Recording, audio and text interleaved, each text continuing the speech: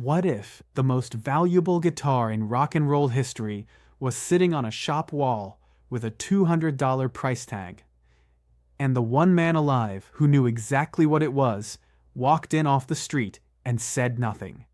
For a moment, no one in that room moved. March 14th, 1992. Nashville, Tennessee, 2:17 in the afternoon. The air inside Ryman Strings smelled of lacquer, old wood, and something harder to name. The smell of instruments that had absorbed decades of music and then gone completely silent. George Harrison stood at the counter with both hands wrapped around the neck of a worn, road-beaten Gretsch guitar. His knuckles had gone white. The shop owner, Ray Callahan, 53 years old, 20 years behind this counter, slid the guitar back across the glass case without looking up. $200. Take it or leave it. George didn't respond. He wasn't looking at Ray. He wasn't looking at the price. He was looking at the back of the guitar's headstock, at something tiny, nearly invisible, something you would only notice if you already knew exactly where to look and exactly what it meant. Ray misread the silence the way overconfident men always do. He leaned forward across the counter. Look, pal, it came out of an estate sale. It's a Gretsch, sure, but the binding's cracked, the tuners are gone, and it hasn't been played in years. 200, that's generous. George still didn't move. Along the far wall, a young guitarist had stopped browsing. Something about the quiet man at the counter was pulling at him, a familiar shape of face, a stillness that seemed to belong to someone who had once stood at the center of enormous, world-shifting things. In the corner, a session veteran named Earl Bassett slowly set his coffee cup down on the floor beside his chair. George finally lifted his eyes from the headstock. Where did you get this guitar, specifically? Ray shrugged. Estate sale. Memphis. Why? You know something about this guitar? George's jaw tightened by one fraction. I might know exactly what this is. Subscribe right now, because what happened inside that Nashville guitar shop over the next 20 minutes changed every single person in that room for the rest of their lives. But to understand what George Harrison felt when his hands closed around that guitar in Nashville, you have to go back 30 years. Back to a city that smelled of rain, coal smoke, and something the rest of the world hadn't discovered yet. Liverpool, 1962. The Cavern Club on Matthew Street seated 200 people on a good night, and most nights the Beatles played 4 sets in a row for cigarette money. George Harrison was 19, the youngest Beatle, the one who listened more than he spoke, who noticed what others walked past, the exact fingering on a Chuck Berry record, the way a single chord could shift the entire temperature of a room. He had been saving for months. Delivery work, borrowed coins, a careful envelope kept under his mattress at 25 Upton Green. When it was finally full, he counted the contents on his bedroom floor. 18 pounds, 10 shillings. He walked to a second-hand music shop on Matthew Street and pointed at the guitar in the window. A 1955 Gretsch Duojet, black, worn but intact. The shopkeeper lifted it down. George held it for 60 seconds, ran his thumb along the strings once, and bought it without negotiating. That guitar became the center of everything. He carried it to Hamburg, where the Beatles played 8-hour nights in clubs that smelled of spilled beer and ambition. He carried it to the Cavern night after night, through the noise and the slow accumulation of something none of them could name yet. He played it on the early recordings that historians would later study for decades, trying to understand how 4 young men from Liverpool had changed the entire shape of music. And then John Lennon borrowed it before a rehearsal one evening and handed it back with that flat, honest directness of his. That thing sounds better than anything I've played. Where did you find it? George just smiled. Some instruments carry a voice that has nothing to do with wood or strings, something older, made of everything that has passed through them. Their friendship had been built from the same material. 2 young men who heard music the same way, in the same city, at the same moment. But within just 18 months, George would give that guitar away. Not sell it, give it. And what John did the night he received it, and what he carved into the wood before handing it back, is the reason George Harrison stood in a Nashville shop in 1992 with his knuckles bone white around a guitar he was never supposed to lose. February 9th, 1963, London. The night before a critical BBC Light program session. The kind of radio appearance that in 1963 could take a band from a name people vaguely recognized to a name they couldn't stop repeating. John Lennon discovered the crack at 11 o'clock at night. A hairline fracture running clean through the body of his primary guitar, opened up by the cold and the damp of another English winter. He pressed his thumb against it and felt the give. Unplayable. The session was 14 hours away. George found out at 11:15. He didn't deliberate. He didn't weigh it or think it through. He simply walked to the corner of the room where his Gretsch case sat, unlatched it, and held the guitar out across the space between them. John looked at him. "George, don't." George said, "It sounds better when you play it anyway. Always has." John took it. He held it for a long moment without speaking, the way John Lennon held things he found genuinely valuable, carefully and without performance. He didn't say thank you. John rarely said thank you because the word felt too small for what he meant, and George understood that about him without needing it explained. The BBC session the next morning was one of the finest they ever recorded. The guitar rang through every take like it had been built specifically for that room, that morning, that hour. That night, after George fell asleep, John sat alone with the Gretsch across his lap and a small pocket knife in his hand. He turned the guitar over slowly. On the back of the headstock, in his cramped, leftward slanting handwriting, he scratched 8 characters into the worn wood. For John, from H. Small. Nearly invisible, unless the light caught it at exactly the right angle. The kind of mark you would only find if you already knew it was there. He returned the guitar the following morning without a single word about it. No ceremony, no explanation, just the guitar placed back in its case like nothing had happened. George noticed the inscription 3 days later while tuning up before a rehearsal. He ran his thumb slowly across the carved letters. He looked across the room at John. John was already looking back at him. Neither of them said a word. Some things between them had always lived below the level of language. That was the nature of what they were to each other. Something older and harder to name than friendship, built from years of hearing music the same way, in the same city at the same moment in their lives. The guitar moved between them for years after that, John borrowing it, returning it, borrowing it again, George always letting him. Because some gifts were never really about possession. They were about the person you trusted enough to give them to.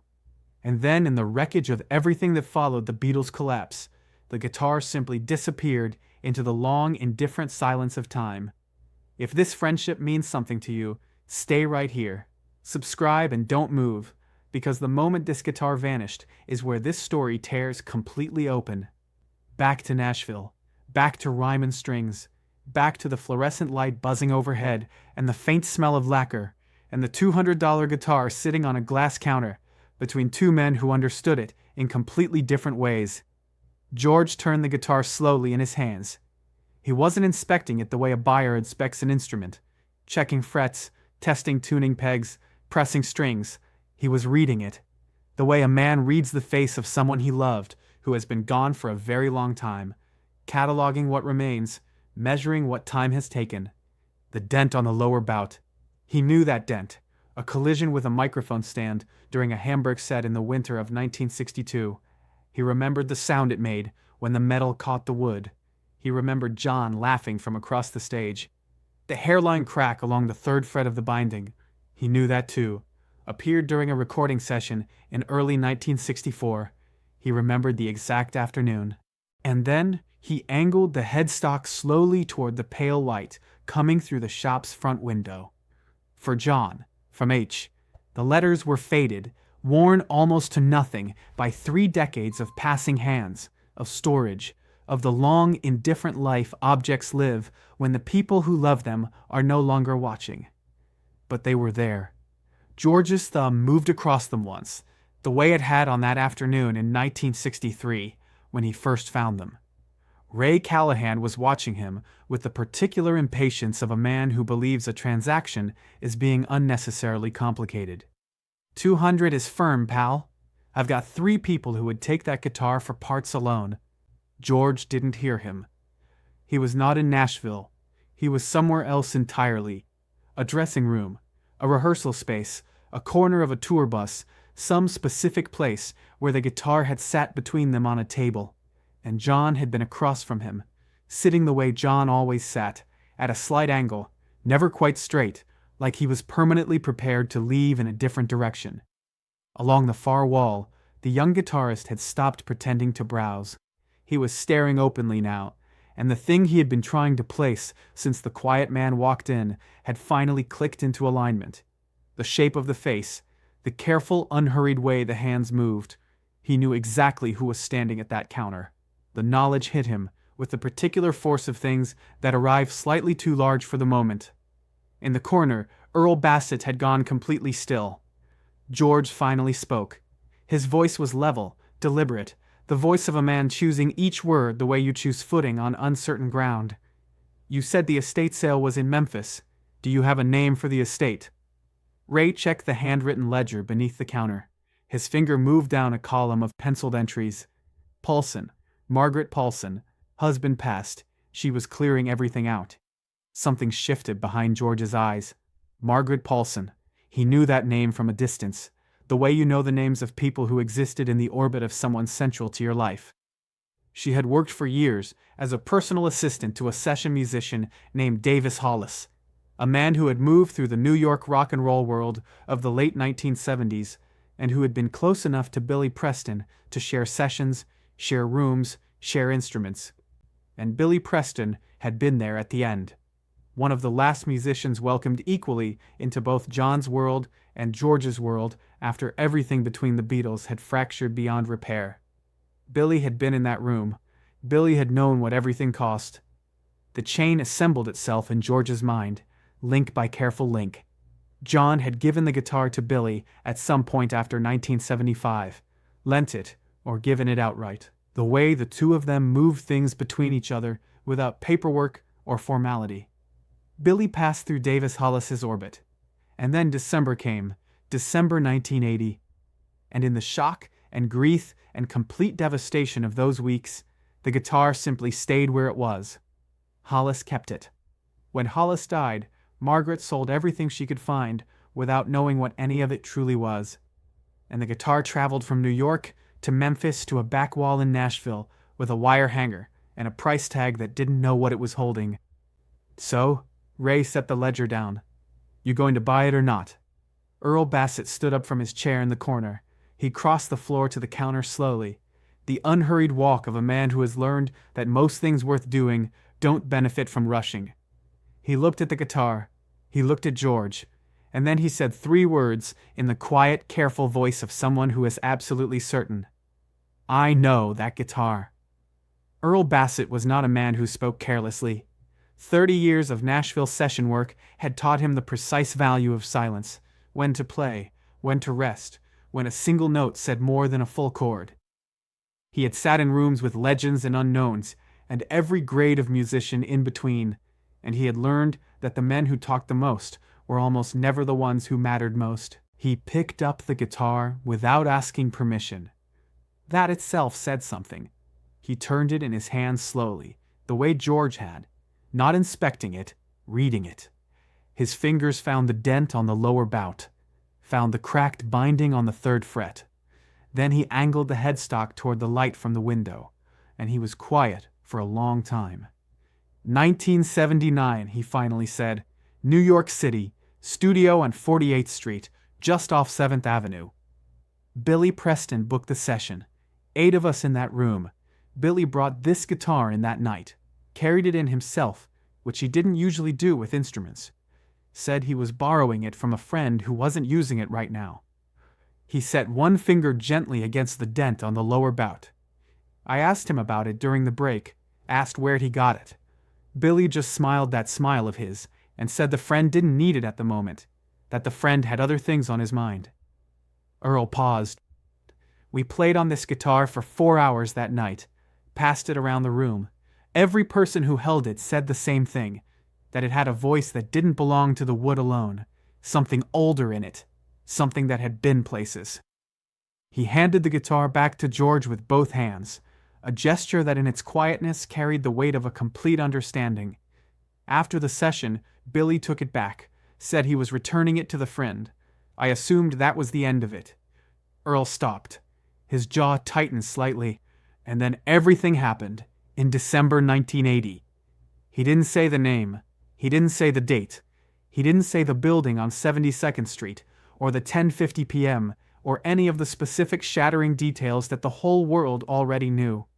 He simply let the year sit in the air between them like a stone placed on still water. In the room, nobody spoke.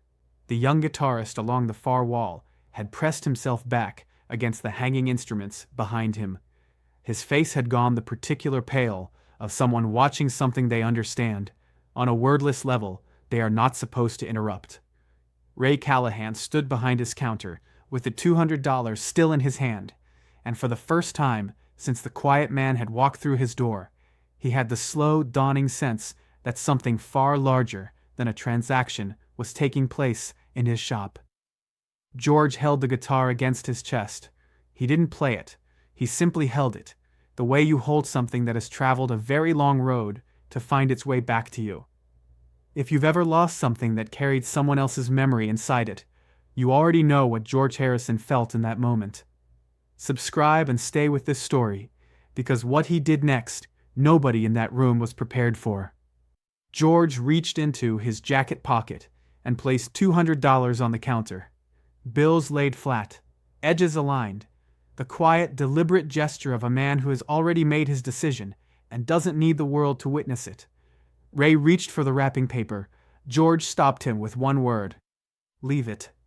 He lifted the guitar one final time and settled it against his body, left hand finding the neck, right hand hovering over the strings in that specific, unhurried way that belonged to someone who had held 10,000 guitars and understood exactly what each one had cost him in memory and years, and the particular grief of time moving in only one direction.